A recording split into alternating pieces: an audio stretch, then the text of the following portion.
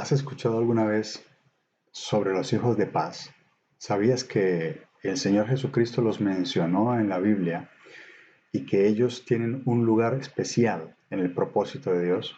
¿Quiénes serán esos hijos de paz? En esta clase vamos a descubrir quiénes son, cómo se comportan, qué hacen y qué debemos hacer nosotros para identificarlos o para ganarlos para el Señor. Así que acompáñame en esta primera clase, que es bastante apasionante e interesante, y en estos minutos podemos llegar a descubrir juntos qué son los hijos de paz.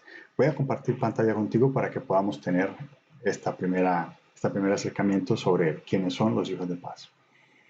Te voy a invitar para que leamos Lucas capítulo 10, versículos del 1 al 24.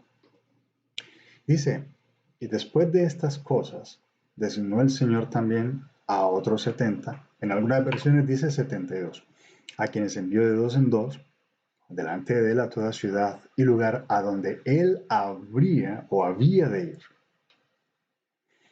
Y les decía, la mies a la verdad es mucha, mas los obreros son pocos, por lo tanto rogad al Señor de la mies que envíe obreros a su mies.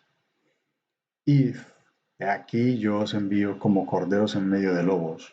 No llevéis bolsa, ni alforja, ni calzado, y a nadie saludéis por el camino. En cualquier casa donde entréis, primeramente decid, paz sea a esta casa. Y si hubiere allí algún hijo de paz, vuestra paz reposará sobre él, y si no, se volverá a vosotros. Y posad en aquella misma casa, comiendo y bebiendo lo que os den, porque el obrero es digno de su salario.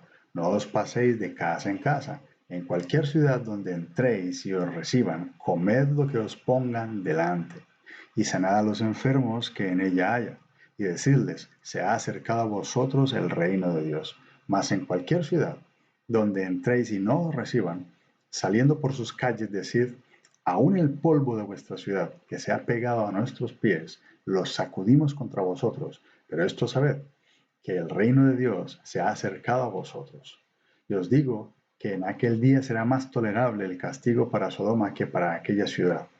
Ay de ti, Corazín, ay de ti, Betsaida, que si en Tiro y en Sidón se hubieran hecho los milagros que se han hecho en vosotras, tiempo en que sentadas en silicio y ceniza se habrían arrepentido.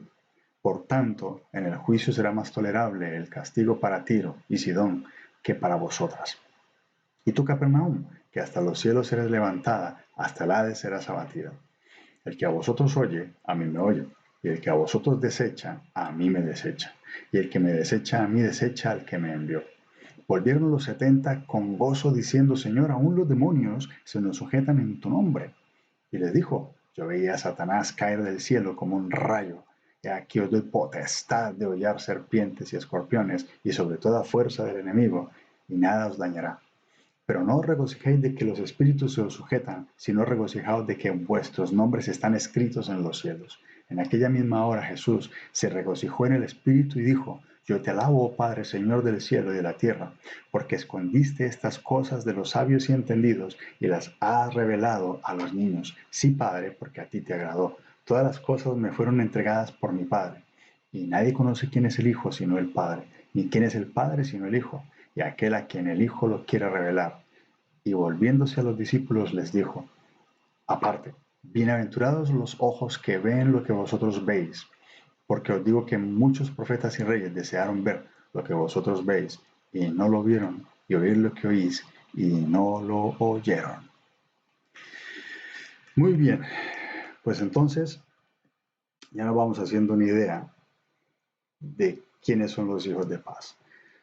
Quiero mencionar antes de hacer unas preguntas que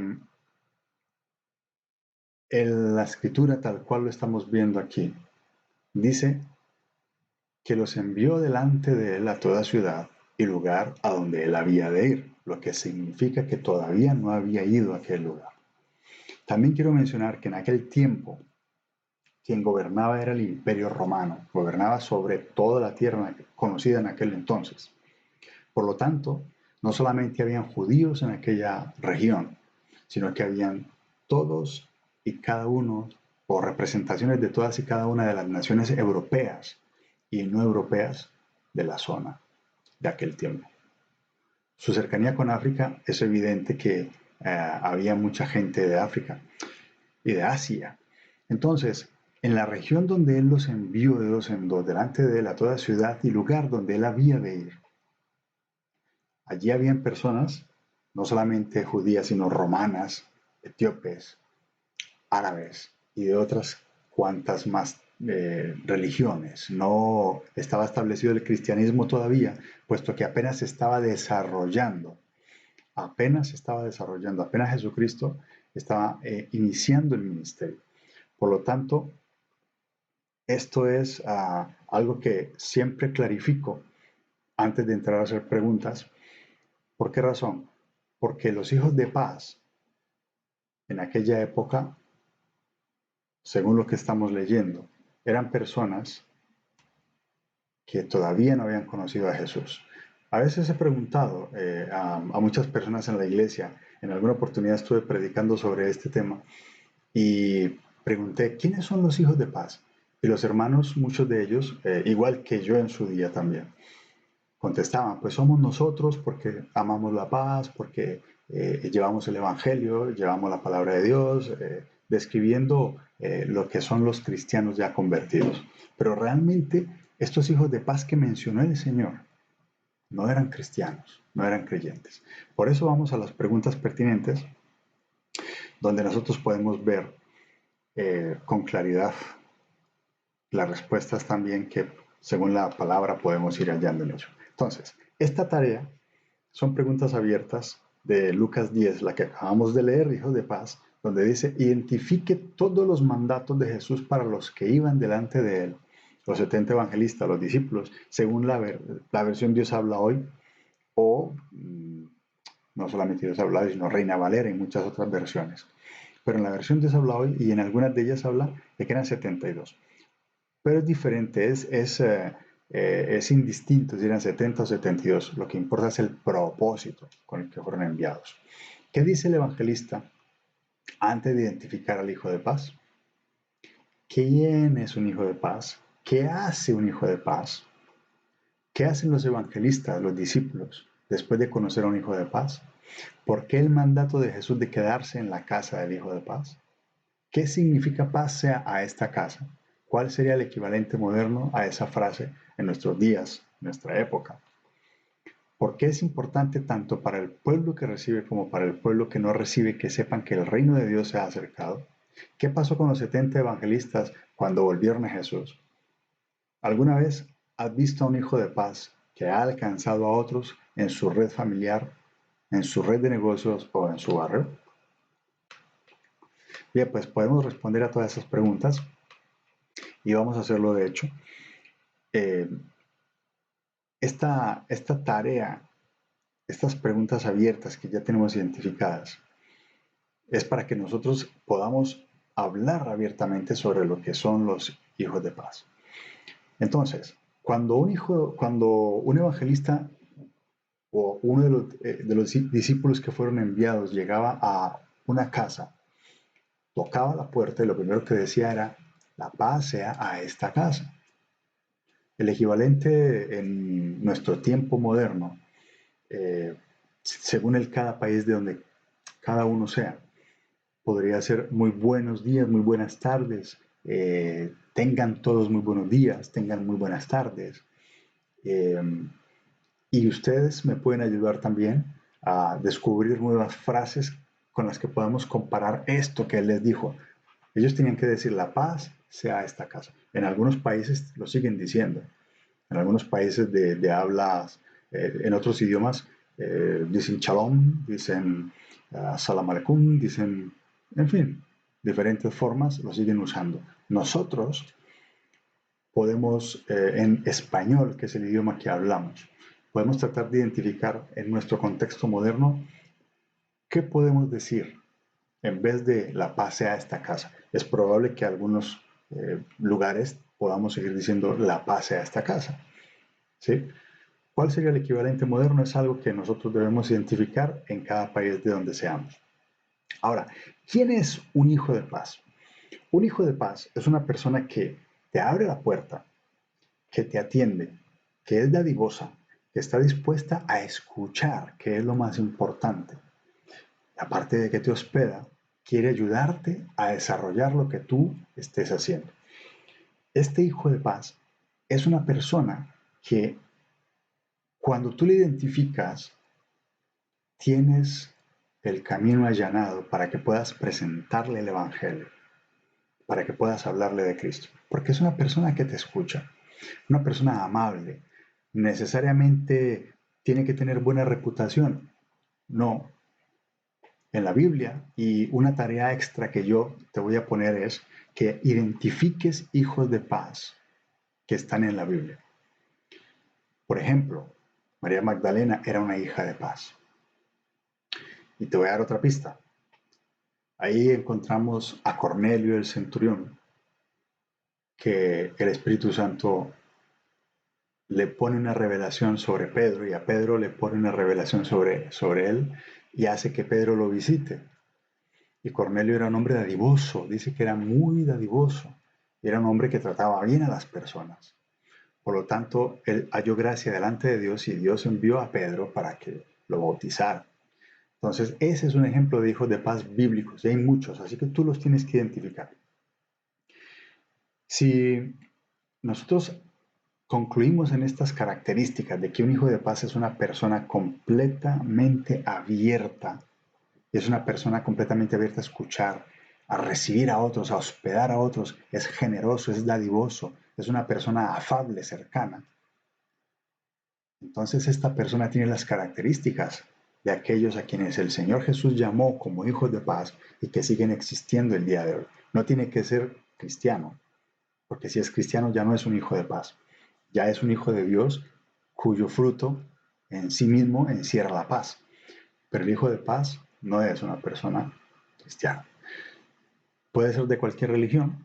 Lo importante es que esas características que te he mencionado antes estén en esa persona. Lo que hace un hijo de paz, ya te lo acabo de decir, es dadivoso, te abre las puertas, es una persona que está dispuesta a escuchar, a ayudar. ¿Y qué hacen los evangelistas o los discípulos después de conocer a un hijo de paz? Lo que el Señor les dijo, ir, posar en su casa y presentarle el evangelio. ¿Por qué el mandato de Jesús de quedarse en la casa del hijo de paz?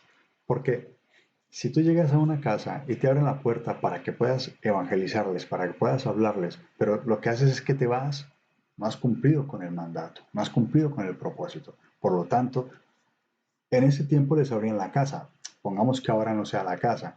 Ahora un hijo de paz puede ser que te atienda por teléfono y te dice, sí, mira, te quiero escuchar, me gustaría contactar contigo en un parque, en una oficina, en cualquier parte, en cualquier rincón de la tierra, en cualquier situación. Este hijo de paz que es amable, dadivoso, que está abierto y que escucha, lo puedes encontrar. Tenemos muchos casos. Estuvimos un tiempo evangelizando y llevando la palabra de Dios a hijos de paz allí en Inglaterra, en Londres. Y estas personas, muchos de ellos vivían en una misma casa con mucha más gente, por lo tanto no podíamos ir a su casa. ¿Dónde nos citábamos? En una cafetería, en un restaurante, en un parque.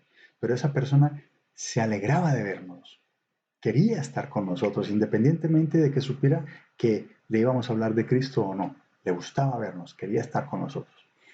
El mandato de Jesús de quedarse es precisamente para establecer a ese hijo de paz y para llevarlo a él y a su familia a los pies de Cristo. Ahora, lo que estábamos hablando antes, ¿qué significa paz a esta casa? ¿Y cuál sería el equivalente moderno a esa frase? En el versículo 6 lo vemos y lo podríamos seguir buscando para tratar de encontrar el equivalente moderno a esa frase. ¿Por qué es importante tanto para el pueblo que recibe como para el pueblo que no recibe que sepan que el reino de Dios se ha acercado? Esto es muy importante, amados. ¿Por qué? Porque es una advertencia, tanto el que recibe, decirle, el reino de Dios se ha acercado.